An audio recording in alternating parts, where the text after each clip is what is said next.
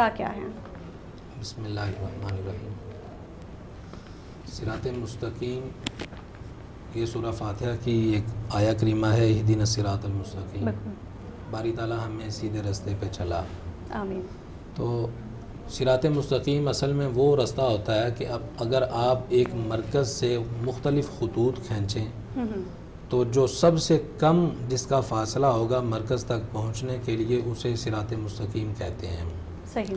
اور الطریق المستوی یعنی آپ اپنے منزل مقصود تک جانے کے لیے مختلف رستوں سے ہو کے جاتے ہیں، تو جو سب سے قریبی راستہ اور شارٹ کٹ وے جسے کہتے ہیں اسے صراط مستقیم کہا جاتا ہے۔ یقیناً انسان اس دنیا میں آیا ہے، اس نے اس زندگی کا سفر طے کرنا ہے، یہ عارضی زندگی ہے، آزمائش کی گھڑی ہے۔ بالکل۔ اللہ تبارک و تعالیٰ نے دنیا میں انسان کو بھیجا ہے اور پھر مختلف راستے متعین کر دیے ہیں۔ کچھ راستے ایسے ہیں جو برائی کی طرف جا رہے ہیں، کچھ اچھائی کی طرف جا رہے ہیں۔ اگر انسان اس دنیا میں آ کے اسے اپنے راستے کا تعین ہی نہ ہو تو پھر منزل مقصود تک کیسے پہنچے گا؟ سب سے پہلے تو یہ ہے کہ منزل کا ہی تعین ہونا چاہیے کہ کون سی منزل ہے جس منزل کی طرف انسان نے رخت سفر باندھنا ہے اور اس پر اس نے سفر کرنا ہے۔ تو سورہ فاتحہ ہمیں بتلا رہی ہے، جب انسان کہتا ہے الحمدللہ رب العالمین کہ تمام تعریفیں اللہ تبارک و تعالیٰ کے لیے ہیں، تو منزل کیا ہے؟ مومن کی منزل اللہ تبارک و تعالیٰ کی ذات ہے۔ بالکل۔ جب اس منزل کا تعین ہو جاتا ہے پھر انسان اس پہ سفر کرتا ہے۔ اس سفر کرنے کے لیے سیدھا راستہ وہ ضروری ہے۔ سیدھا راستہ اگر نہیں ہوگا تو انسان بہک جائے گا، راستے میں گمراہ ہو جائے گا۔ تو اللہ تبارک و تعالیٰ نے فرمایا کہ مجھ تک پہنچنے کے لیے، اپنی منزل تک پہنچنے کے لیے تمہیں صراط مستقیم کی ضرورت ہے۔ اور صراط مستقیم کیسا ہے کہ وہ راستہ جن پر وہ لوگ چلے ہیں جن پر انعام کیا گیا ہے، نہ کہ ان لوگوں کا جن پر اللہ کا غضب ہوا اور وہ گمراہ ہو گئے۔ اسلام سے پہلے دو گروہ ایسے ہیں کہ ایک پر اللہ کا غضب ہوا اور ایک گمراہ ہو گئے تھے۔ تو جو لوگ گمراہ ہو گئے وہ بھی صراط مستقیم پہ گامزن نہیں تھے، اور جن پر اللہ کا غضب ہو گیا وہ بھی صراط مستقیم پر گامزن نہیں تھے۔ تو پھر اسلام ایک ایسا دین ہے جو انسان کو اعتدال سکھاتا ہے کہ نہ تم حد سے زیادہ بڑھو، نہ تم حد سے کم رہو، بلکہ درمیانی راہ کو اختیار کرو۔ حضور علیہ الصلوۃ نے اسی لیے فرمایا خیر الامور اوسطھا، یہ صراط مستقیم ہے کہ جو بھی تم کام کرو، جیسا بھی معاملہ تم کرنے لگو تو اس وقت اعتدال کی راہ کو اپناؤ، درمیانی راستے کو اپناؤ۔ نہ اس میں افراط ہونا چاہیے نہ تفریط ہونی چاہیے۔ افراط کیا ہے؟ افراط یہ ہے کہ حد سے بڑھ جانا۔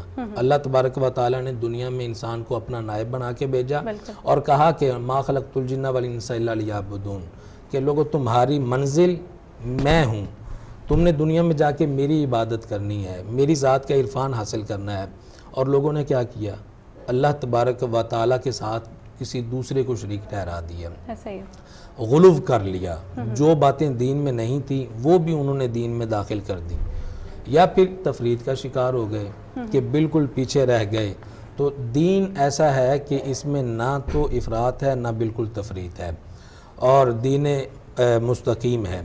اس کے بعد پھر وہ گروہ ایسے ہے کہ ایک تو اس گروہ میں یہ تھا کہ اگر کوئی آدمی نجاست جس کے جسم پر لگ جائے، کپڑوں پہ لگ جائے، تو وہ جسم ہی کاٹنا پڑتا تھا۔ اگر کپڑوں پہ لگ گئی ہے کپڑے کا وہ حصہ کاٹ دینا پڑتا تھا۔ اور دوسرا گروہ یہ تھا کہ جتنی مرضی نجاست لگ جائے تو اس کی کوئی پرواہ نہیں تھی۔ لیکن اللہ تبارک و تعالیٰ نے ہمیں دین اسلام دیا ہے، دین اسلام صراط مستقیم، اعتدال کی راہ۔ اگر نجاست لگ جائے تو عضو کاٹنے کی ضرورت نہیں ہے، بلکہ اس کے اوپر پانی بہا دو، وہ بالکل صحیح ہو جائے گا۔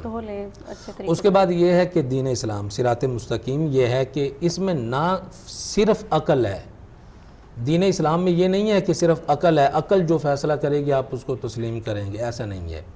نہ محض عقل ہے جو انسان کو فلسفہ اور الحاد کی طرف لے جاتا ہے، اور نہ محض جنون ہے کہ صرف عشق ہی ہو وہ آپ کو پاگل بنا دے، آپ کو محسوس ہی نہ ہو کہ میں کیا کر رہا ہوں، اللہ تبارک و تعالیٰ نے مجھے کیا کام دیے ہیں، ان کے اندر حکمتیں کیا ہیں، مصلحتیں کیا ہیں، ان چیزوں کا علم کیے بغیر وہ کام کرتا پھرے، ایسا بھی دین نہیں ہے۔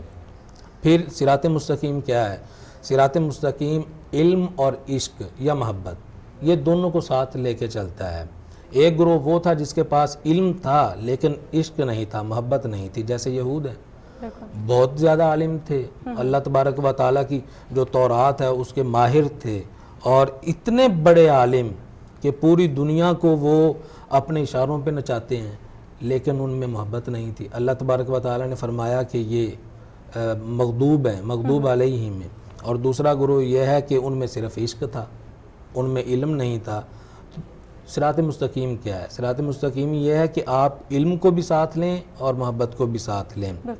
جہاں علم کی ضرورت ہو وہاں علم استعمال کریں، اور جہاں محبت کی ضرورت ہو وہاں محبت استعمال کریں۔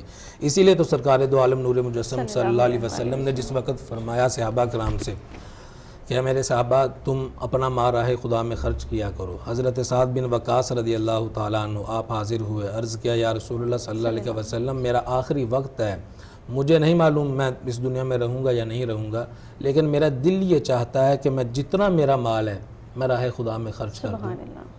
تو سرکار دو عالم نور مجسم صلی اللہ علیہ وسلم نے یہ نہیں فرمایا کہ اپنا سارا مال خرچ کر دو، یہ ہے کہ آپ محبت میں صرف کہہ رہے تھے لیکن ساتھ ساتھ علم چل رہا ہے۔ حضور علیہ السلام نے فرمایا نہیں، کیا تم اس بات کو پسند کرتے ہو کہ تم اپنے اہل و عیال کو بھوکا اور افلاس کی زندگی میں بلکتا ہوا چھوڑ جاؤ؟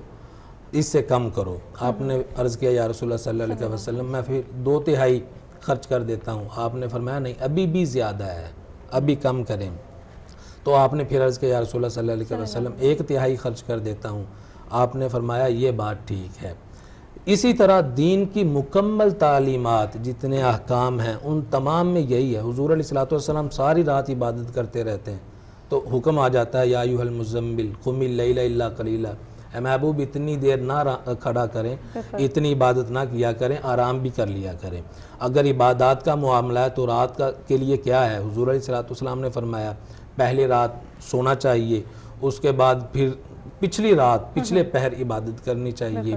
اسی طرح اسراف نہیں ہے کہ تم بالکل اسراف سے بچو، اسی طرح اگر تم اسراف کرتے ہو اس سے تھوڑا سا نیچے آؤ، اور اگر بخل کرتے ہو اس سے تھوڑا سا اوپر جاؤ۔ تو یہ میانہ روی اختیار کرنا اور اعتدال کی راہ اپنانا، یہ صراط مستقیم ہے، اور یہی اسلام ہے۔